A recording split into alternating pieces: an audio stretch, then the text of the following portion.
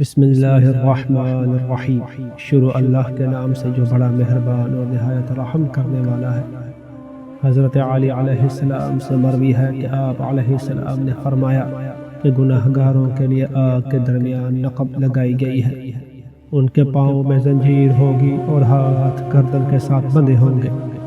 اور ان کے پیراہن تانبے کے ہوں گے اور جبے آگ کے پہنائے جائیں گے،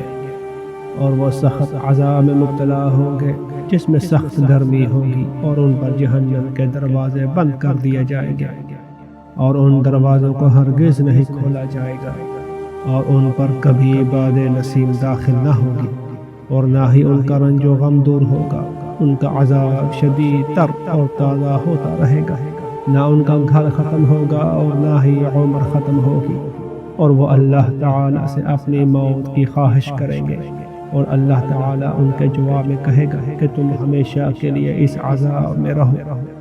ایک اور روایت میں ہے کہ جہنم کے اندر ایک کنواں ہے جس سے اہل جہنم استفادہ کریں گے، اور یہ جگہ ہر متکبر اور مغرور کے لیے خاص ہے، اور ہر شیطان سرکش کے لیے، اور اس متکبر کے لیے جو روز قیامت پر ایمان رکھتا تھا، اور ہر دشمن اہل بیت کے لیے خاص ہوگی، اور جس کا عذاب کم ترین ہوگا وہ آگ کے سمندر میں ہوگا، اور اس کے جوتے آگ کے اور جوتوں کے تسمے بھی آگ کے ہوں گے،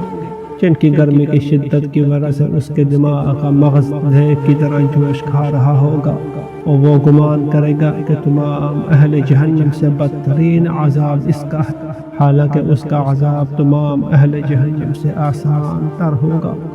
نستجیر باللہ تعالی، نستغفر اللہ ونتوب الیہ۔